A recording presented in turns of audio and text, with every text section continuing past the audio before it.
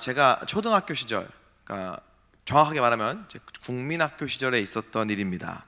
같은 반에 이제 새로 전학 온 친구가 있었어요. 그 친구가 자기 집에 이렇게 저를 초대해서 그 집에 이렇게 놀러 가게 됐습니다.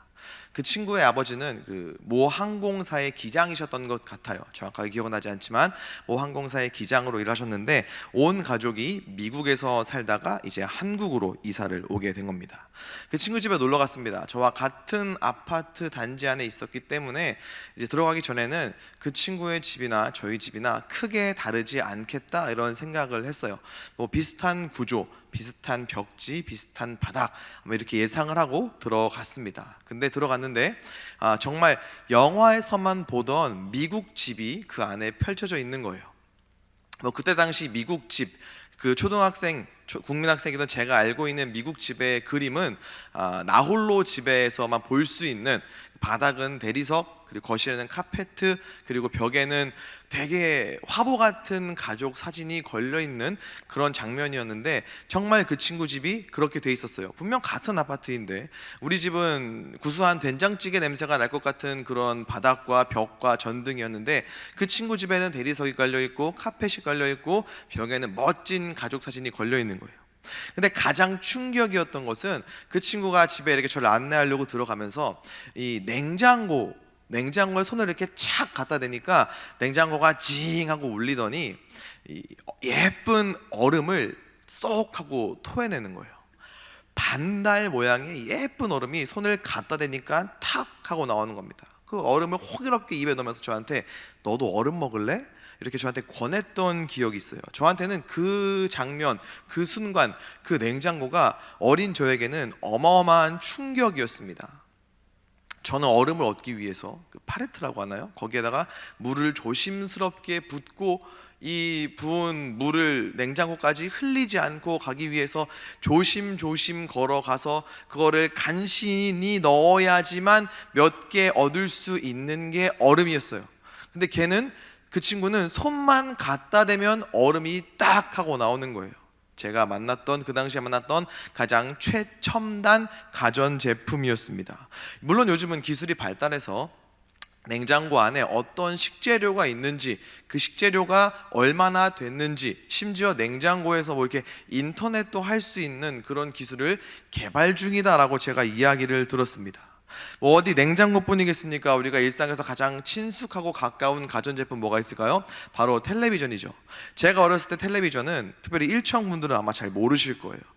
채널을 돌릴 때 이렇게 손으로 돌려야 했습니다. 은색의 그 손잡이를 이렇게 돌려야지만 채널이 변경됐어요.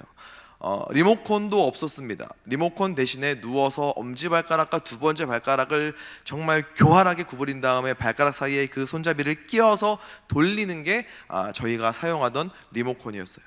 그러다가 그 텔레비가 안 나면 어떻게 합니까? 머리고 옆구리고 심하게 사정없이 때리면 또 신기하게 텔레비전이 잘 나왔습니다. 그때부터 기계나 사람은 뭐 맞아야 정신 차린다 이런 말이 그때부터 생긴 것 같아요. 그 후로 텔레비전이 어떻게 발전했습니까? 뚱뚱한 브라운관이 되었다가 지금은요, 벽에도 걸고 벽에 매립시키기도 하고 뭐 말하면은 원하는 TV 프로그램까지 틀어줄 정도로 기술이 발전했죠.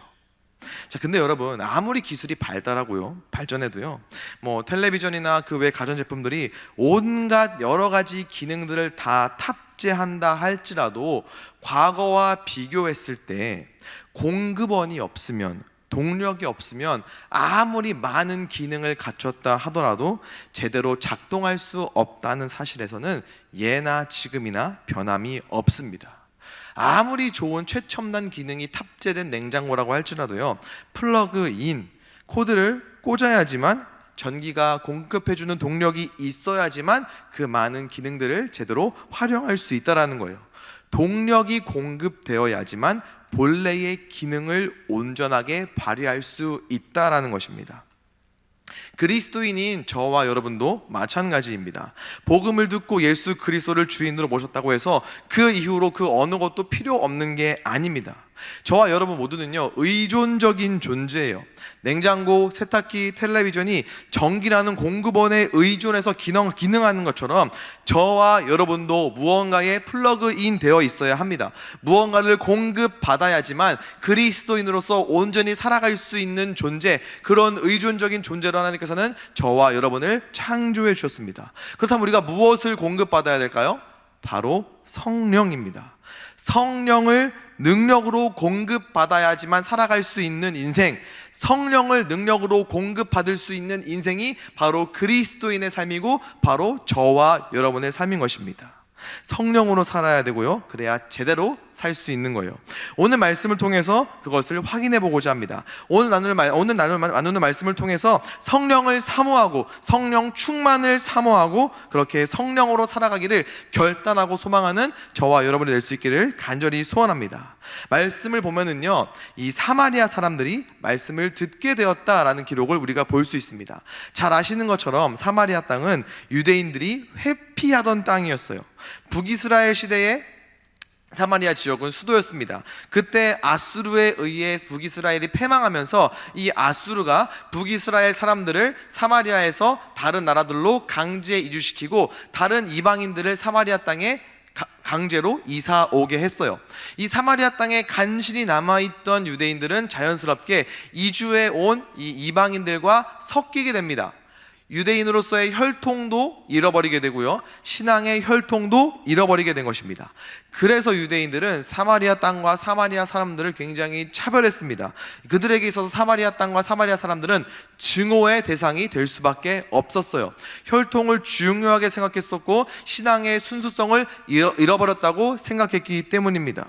그리고 이러한 생각은 절대로 사마리아 땅에는 복음이 들어가서는 안 된다, 사마리아 사람들에게는 구원이 절대로 있어서는 안 된다, 메시아 그리스도가 사마리아 땅에는 결코 들어갈 수 없고 그들이 그것을 받아들일 수 없고 받아들여서는 안 된다라고 생각을 했던 거예요. 하지만 주님께서는 부활 승천하시면서 콕 집어서 사마리아와 땅끝까지 이르러 내 증인이 될 것이다 라고 말씀하시면서 이곳에도, 이 사마리아 땅에도 예수 그리스도가 복음이 증거되고 전파되고 선포되기를 부탁하셨고 명령하셨어요. 그 명령과 부탁을 듣고 빌립과 다른 제자들이 복음 들고 그 땅 가운데로 나아갔습니다. 그리고 그 결과 오늘 우리가 함께 읽은 말씀처럼 사마리아 사람들이 말씀을 듣게 된 거예요. 단순히 듣기만 한 것이 아니라 말씀을, 복음을 받아들였습니다. 그래서 사마리아도 말씀을 받았다라고 이렇게 기록을 하고 있는 거예요. 먼저는요, 이 은혜가 우리에게도 특별히 아직 가족 가운데에 복음을 듣지 못해서 들었으나 그 마음의 문이 아직 열리지 않아서 아직 주님을 믿지 못한 미신자 가족들에게 이 은혜가 있기를 예수 그리스도 이름으로 간절히 축원합니다. 외면당하던 사마리아에도요, 우리 주님께서는 복음이 증거되기를 원하셨어요. 외면받고 차별당하던 그 땅에도 당신의 이름이 선포되기를 간절히 원하셨습니다. 마찬가지로요, 아직 믿지 아니하는 우리의 가족들에게도 복음이, 예수 그리스도가 알려지기를 주님께서는 지금 이 순간에도 원하신다는 거예요. 간절히 바라신다는 겁니다. 반드시 우리의 가족들도, 아직 믿지 아니하는 우리의 가족들도 주님을 구주로 영접하게 될 줄로 믿습니다. 우리가 아버지라 고백하는 하나님이 그들의 하나님 아버지가 반드시 될 줄로 믿습니다. 분명히 하나님께서 이 예배의 자리에 비록 지금은 아직 믿지 아니하는 우리의 가족들도 반드시 멀지 않은 미래에 초청해 주셔서 이 온 예배당이 하나님을 예배하는 우리의 가족들로 가득 차게 되는 놀라운 믿음의 역사가 우리 가운데에 멀지 않은 시기에 반드시 일어날 줄로 믿습니다. 사마리아 사람들이 그렇게 복음을, 하나님의 말씀을 받아들였습니다. 환영해서 주님을 믿기로 작정한 거예요. 그러자 예루살렘에 있는 사도들이 베드로와 요한을 말씀을 받아들인 이 사마리아 사람들에게 보냈습니다. 그 이유가 무엇일까요? 15절 말씀에 이렇게 기록을 하고 있습니다. 그들이 내려가서 사마리아 사람들을 위하여 성령 받기를 기도하니. 그렇습니다. 말씀을 듣고 복음을 받아들여서 예수 그리스도를 구주로 고백했다고 해서 끝이 아니라는 거예요. 그 후에는 자연스럽게 성령을 경험해야 됩니다. 성령을 체험하는 역사가 그 뒤에 반드시 따라와야 하는 거예요. 오늘 말씀 신약시대의 당시 사도들과 제자들도 그것을 분명히 알고 있었습니다. 그래서 그들이 말씀을 받아들이고 예수님을 구주로 영접한 사마리아 사람들이 성령을 받도록 하기 위해서, 그들이 성령 받을 수 있도록 기도하기 위해서 그 땅 가운데로 내려갔던 겁니다. 저와 여러분도 마찬가지입니다. 우리에게도 이 역사가 반드시 있어야 합니다. 지금 이 순간 우리에게도 성령께서 역사하셔야 한다는 거예요. 우리 모두 오늘 말씀의 사마리아 사람들처럼 복음을 들었습니다. 예수 그리스도를 우리의 주인으로 우리 마음 가운데에 모시고 있는 게 바로 저와 여러분이에요. 우리 마음 가운데에는 주님께서 내주하고 계시는 우리는 그런 그리스도인들입니다. 그렇기 때문에 우리에게도 성령께서 역사하셔야 되는 거예요. 우리에게 성령께서 찾아오셔야 되는 겁니다. 그 누구보다 우리는요, 성령께서 우리 안에 충만하게 거하시도록 간절하게 바라고 원하고 사모하고 기도해야 되는 게 바로 저와 여러분인 거예요. 구하고 찾는 자에게 후히 주시는 우리 주님께서 성령의 단비를 오늘 예배를 통해서, 그리고 내일부터 시작되는 특세를 통해서 우리 가운데에 그 성령께서 반드시 역사하실 줄로 믿습니다. 우리 마음 가운데 찾아오실 그 성령님께서 우리의 상한 심령도, 힘들고 어려운 우리의 상황도, 환경도 회복시켜 주시고 우리의 마음도 반드시 만져주실 줄로 믿습니다. 오늘 20절 말씀을 보면은요, 예수님의 제자 베드로가 이 성령에 대해서 하나님의 선물이라고 기록을 하는 것을 볼 수가 있습니다. 선물의 사전적인 의미는요, 상대방에게 친근, 애정, 존경을 표현하기 위해서 주는 선물, 이렇게 기록을 하고 있습니다. 아무 의미 없이 주는 선물은 없다라는 거예요. 묵뚝뚝한 형제님들이 자매에게 선물 줄 때 뭐라고 하면서 줍니까? 나 주었다 이러면서 이렇게 주지 않습니까? 그게 진짜 오는 길에 길거리에서 주워가지고 버리기 아까우니까 주는 그런 선물일까요? 아니죠. 마음이 있기 때문에, 사랑하고 좋아하는 마음이 있기 때문에 그 마음을 표현하기 위해서 선물을 주는 것입니다. 마찬가지입니다. 하나님께서 성령을 우리에게 선물로 주시는 이유는요, 하나님께서 우리를 그만큼 사랑하시기 때문이에요. 이 땅 가운데 살아가는 당신의 백성들이, 당신의 자녀가 성령의 능력으로 승리하기를 바라셔서 이 땅 가운데 살면서 고군분투하면서 치이고 지치고 넘어지고 깨지는 것을 마음 아파 보시면서 성령의 능력으로 다시 일어나라고, 성령 충만으로 그 모든 것들을 이겨내라고, 성령 충만으로 버티고 승리하는 삶을 살아가기를 하나님 아버지께서는 원하고 바라시기 때문에 우리를 사랑하셔서 선물로 우리에게 성령을 보내주신다는 거예요. 따라서 우리는 하나님께서 주시는 그 성령을, 그 선물을 받을 준비가 되어 있어야 합니다. 선물을 주실 때 두 팔 벌려 받을 수 있도록 우리가 준비해야 한다는 거예요. 오늘 말씀에 등장하는 이 시몬이라고 하는 사람을 통해서 우리가 어떤 준비를 해야 되는지 간략하게 나눠보고자 합니다.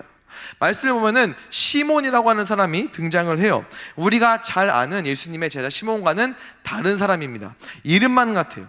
이 시몬은 사마리아에 살던 사람으로서 직업이 마술사였습니다. 정확하게 어떤 마술인지는 모르겠습니다. 요즘처럼 뭐 이렇게 흥미를 위한 마술은 근데 아니었던 것 같아요. 충분히 사람들이 볼 수 있을 정도의 마술이었고, 그 마술을 통해서 많은 인기를 누리고 그 사람들로 인하여서 어떠한 금전적인 유익을 얻었을 것으로 우리가 추측을 해볼 수가 있습니다. 사도행전 8장 그리고 9절 10절을 보면은 이 시몬에 대해서 스스로 위대하다고 잘난 체 하던 사람, 백성의 관심을 한 몸에 받던 사람, 이렇게 이 시몬에 대해서 소개를 하고 있습니다. 그렇게 마술로 많은 사람들의 관심을 끌고 그것으로 어떤 금전적인 이득을 취하던 이 시몬에게 라이벌이 나타나는 거예요. 더 인기가 많아져가지고 나를 따르던 사람들을 빼앗기는 일이 생긴 겁니다. 그게 바로 빌립이에요. 빌립은 사마리아 땅에 천국 복음을, 예수 그리스도를 전하기 위해서 갔습니다. 자, 그리고 방금 말씀드렸던 것처럼 그 사마리아에는 오랫동안 마술로 사람들의 관심을 받았던 이 시몬이 있었어요. 그런데 이 빌립이 나타나서 예수 그리스도를 증거하고 선포하고 여러 가지 기적을 베푸니까 사람들이, 그동안 시몬의 마술을 바라보면서 현혹되어 있던 이 사람들이 이제는 복음을 듣고 예수 그리스도의 이름을 듣고 빌립에게 갔던 거예요. 정확하게 말하면 예수님을 따라갔던 것입니다. 시몬에게는 이것이 굉장한 충격이었을 거예요. 그동안에 자신을 바라봤던 사람들이 다 떠나가 버렸으니까요. 그래서 이 시몬도 똑같이 세례를 받고 빌립을 따라가는 것을 우리가 오늘 말씀의 이전 사건을 통해서 볼 수가 있습니다. 자, 여기까지만 본다면요, 문제가 없어 보여요. 하지만 이 시몬의 세례는 거짓이었습니다. 이 시몬은 진정으로 복음을 받아들이고 예수 그리스도를 받아들이고 고백했던 게 아니었어요. 빌립이 베풀었던 기적과 이적을 보면서 거기에 눈이 멀어서 그것을 원하고 그것을 따라갔던 사람입니다. 그리고 무엇보다 이 시몬이 세례를 받기까지의 과정을 보면은 반드시 있어야 되는 것이 빠져 있습니다. 바로 회개예요. 회개 없이 그저 사람들이 따라가니까 자기도 우르르 그 사이에 섞여 들어가서 세례를 받았던 것입니다. 그래서 오늘 말씀 앞절에 13절 말씀 보면은 그는 빌립을 따라다니며 빌립이 일으키는 표적과 큰 능력을 보고 놀랐다라고 기록을 하고 있는 거예요.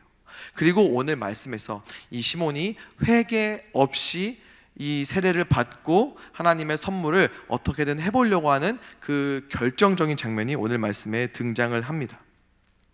자, 사마리아로 파견된 이 베드로와 요한이 안수하자 많은 사람들에게 성령께서 역사하셨어요. 이걸 보고 시몬이 무릎을 탁 친 겁니다. 아, 마술이 아니라 내가 이걸 해야 되겠구나. 많은 사람들이 세례를 받고 예수 그리스도를 믿기 위해 저렇게 몰려가는 것처럼 나도 이것을 할 수 있으면 이전보다 더 많은 인기를 끌 수 있겠구나. 그래서 오늘 말씀 18절 19절 이렇게 기록을 하고 있습니다. 시몬이 사도들의 안수로 성령 받는 것을 보고 돈을 들여 이르되 이 권능을 내게도 주어 누구든지 내가 안수하는 사람은 성령을 받게 하여 주소서 하니, 돈을 주고 성령을 살려고 했던 거예요.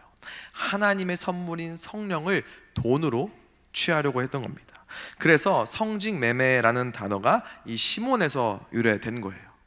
제가 저거 읽어드리고 싶은데 발음이 온전치 않아서 자막으로만 보여드리도록 하겠습니다. 회개하지 않았어요. 회개가 없었습니다. 그래서 복음을 구한 것이 아니라, 그리스도를 구한 것이 아니라 그냥 겉으로 보여지는 능력만 구했던 거예요. 이런 시몬을 향한 베드로의 말이 오늘 말씀에 기록되어 있습니다. 뭐라고 하고 있냐면요, 하나님 앞에서 네 마음이 바르지 못하니 이 도에는 네가 관계가 없고 분길될 것도 없느니라. 그러므로 너의 이 악함을 회개하고 주께 기도하라. 혹 마음에 품은 것을 사하여 주시리라. 너는 성령과 아무 상관이 없는 사람이다라고 베드로가 말씀을 통해서 선포하고 있는 겁니다. 어쩌면 여러분, 오늘 이 시몬의 모습이 저와 여러분의 모습일 수도 있습니다. 그리고 베드로의 이 말은 그런 저와 여러분을 향한 하나님의 메시지가 될 수 있습니다. 우리가 신앙생활을 하다 보면요, 능력의 사람들을 만나게 됩니다. 순모임을 하고 여러 가지 소그룹과 공동체를 통해서 같은 그리스도인이고 같은 교회에 있고 같은 공동체에 있지만 내가 아직 경험해보지 못한 능력으로 어려운 환난과 고난을 이겨내는 사람, 버티는 사람, 그렇게 성령으로 살아가는 사람들을 우리는 만날 수 있어요. 보게 됩니다. 그럼 우리도 도전을 받게 되죠. 나도 저렇게 살아보고 싶다. 나도 저런 능력으로 살아가 보고 싶다. 나도 저렇게 이겨내보고 싶다. 성령을 사모하고 성령의 능력을 소망하게 됩니다. 사모하고 기대하는 것도 굉장히 중요합니다. 하지만 그와 동시에 우리는요, 우리가 성령 충만할 수 있도록 준비해야 합니다. 자격을 갖춰야 되는 것이죠. 그게 바로 회개입니다. 우리는요, 회개를 많이 잊고 삽니다. 재정적인 회개에는 눈에 불을 켜지만요, 우리의 죄의 회개에 대해서는 불을 꺼트리는 게 죄된 본성을 가지고 있는 저와 여러분의 모습입니다. 하지만 우리는 회개를 통해서 우리를 깨끗이 해야 합니다. 회개를 통해서 이 십자가의 보혈로 우리를 정결하게 깨끗하게 해야 되는 거예요. 그래야지만 성령께서 우리 안에 역사하시고, 그렇게 우리가 준비할 때 성령께서 우리 안에 충만하게 거하실 수 있기 때문입니다. 예수님께 임하신 성령을 보면은요, 우리는 이것을 확인할 수가 있습니다. 마태복음 3장 16절 말씀에 이렇게 기록을 하고 있어요. 예수께서 세례를 받으시고 곧 물에서 올라오실새 하늘이 열리고 하나님의 성령이 비둘기같이 자기 위에 임하심을 보시더니. 자, 왜 하필 비둘기일까요? 이 말씀이 근거가 돼가지고요, 이 전국 교회의 현수막에는 비둘기가 한두 마리씩 후다닥 이렇게 날아다니는 것 같습니다. 비둘기에는요 두 종류가 있다고 해요. 영어로 도브와 피존입니다. 저와 여러분에게는 세탁용품과 목욕용품으로 혹은 포켓몬스터 이름으로 조금 익숙한 단어들이죠. 도브와 피존. 일단 먼저 우리가 길거리에서 볼 수 있는 좀 푸짐한 그리고 회색 옷을 입고 계신 분들이 피존입니다. 그리고 도브는요 보통 흰색 비둘기를 이제 이렇게 부른다고 합니다. 그렇게 생각하시면 될 것 같아요. 옛날부터요 이 피존은 길들여서 통신용으로 사용을 했다고도 해요. 반대로 이 도브는 잘 길들여지지 않는 예민한 성격으로 이 둥지에서 멀리 떨어지지 않는 그런 특성을 가지고 있다고 합니다. 아마도 이 마태복음에 예수님께 성령이 비둘기같이 내리셨다, 여기에서는 이제 도브라는 단어를 쓰고 있거든요. 이것으로 미루어 볼 때 성령은 아무렇게나 임하시는 것이 아니라 그만큼 우리 스스로를 정결하게 하고 죄에 대한 회개를 통해서 우리가 우리 스스로를 깨끗이 할 때, 다시 말해서 성령께서 우리 안에 강하게 역사하시고 우리 속에 충만하게 거하실 수 있도록 우리가 예민하게 준비하고 자격을 갖추고 대비할 때, 그럴 때 성령께서 우리 안에 역사하실 수 있다는 것을 알려주기 위해서 아마도 이렇게 표현한 것 같습니다. 다시 말해서 성령께서는요 구하고 찾는 누구에게나 오실 수 있지만 아무에게나 오시는 것은 아니라는 거예요. 하나님 앞에서 철저하게 회개함으로 성령께서 오실 수 있는, 그 안에 머물 수 있도록 우리가 깨끗해져야 한다는 겁니다. 준비가 되어 있어야 한다는 거예요. 우리 가운데 성령께서 오실 수 있도록 지난날 죄악된 것들을 회개하며 기도할 때 하나님의 선물 성령이 우리 가운데에 임한다라는 것입니다. 사랑하는 청년연부 여러분, 하나님의 선물 이 성령으로 충만한 저와 여러분이 될 수 있기를 간절히 소망합니다.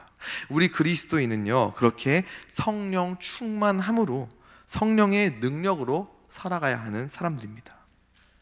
우리에게 오신 성령은요 단 한 번 오시고 나서 끝나는 것이 아닙니다. 성령께서 한 번 오시고 난 그 다음에는요 우리 안에 성령께서 계속 충만히 역사하시는 계속적인 사건이 바로 나와 성령의 관계가 되어야 하는 거예요.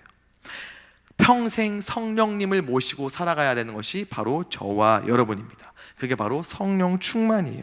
가전제품들, 텔레비전, 냉장고, 세탁기가 플러그인 되어 있어야지만 그 기능들이 온전히 발휘되는 것처럼요 저와 여러분도 성령님께 플러그인 되어 있어야지만 우리가 그리스도인으로서 온전히, 우리가 그리스도인으로서 이 땅 가운데에서 제대로 살아갈 수 있는 것입니다. 성령의 능력으로 살아갈 수 있다는 거예요. 그 능력을 나의 능력 삼아서 살아갈 수 있는 것, 바로 우리가 온전히 성령께 의지할 때, 성령께서 우리 안에 풍성하고 충만하게 거하실 때 우리가 그렇게 살아갈 수 있다는 겁니다. 내일부터 믿음으로 돌파하라라는 주제로 특세를 시작을 하죠.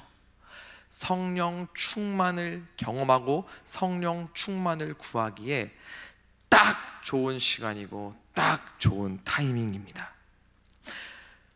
우리가 그 새벽 기도의 시간을 통해서 성령께서 우리 안에 충만하게 거하실 수 있도록 기도할 때 그 시간들을 통해서 반드시 우리 안에 크고 놀랍게 성령께서 일하실 줄로 믿습니다.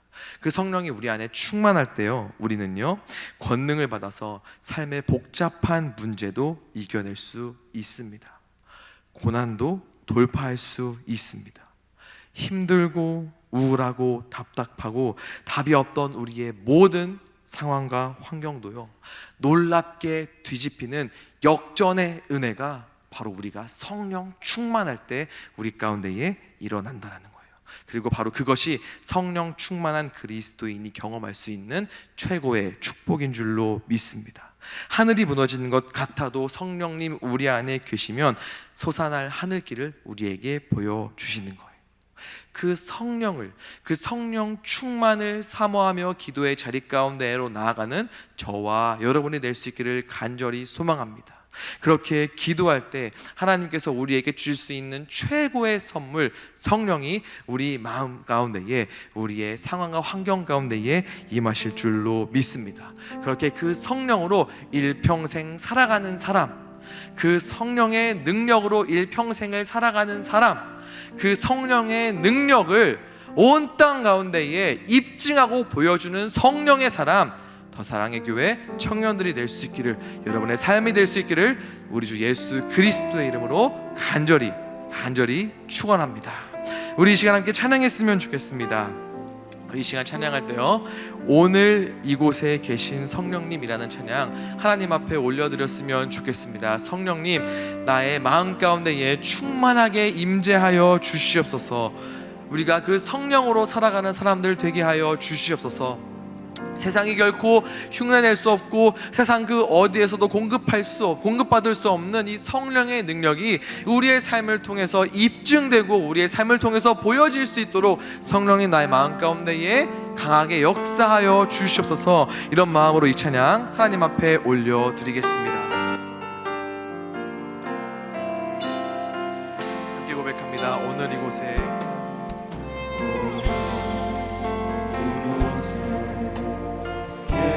성령님, 우리에게 말씀하시고 우리를 가르치소서. 같이 우리 마음 열어주시고 주의 빛으로 밝혀 우리 인도하소서. 우리의 삶은 이와 같습니다.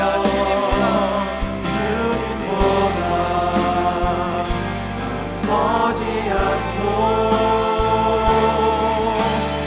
겸손하게 주님의 말씀 기다리니 주님 손에 우리 드립니다. 사랑으로 인도하소서. 다시 한번 처음부터 고백하겠습니다.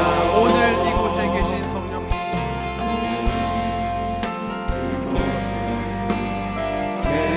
성령님, 우리에게 말씀하시고 우리를 가르치소서. 같이 우리 마음 열어주시고 주의 빛으로 밝혀 우리 인도하소서.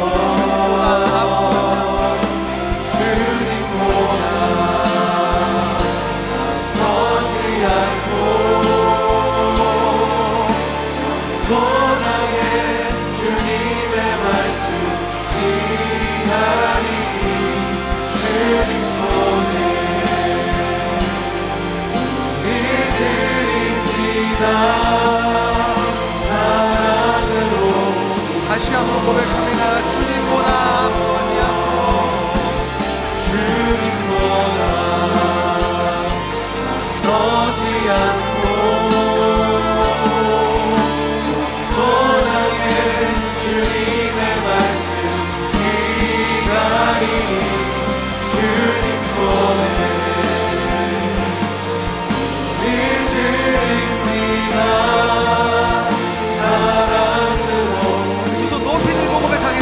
주님보다 앞서지 않고 주님보다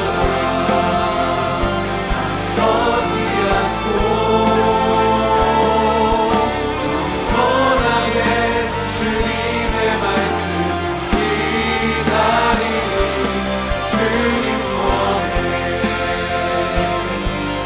우릴 드립니다.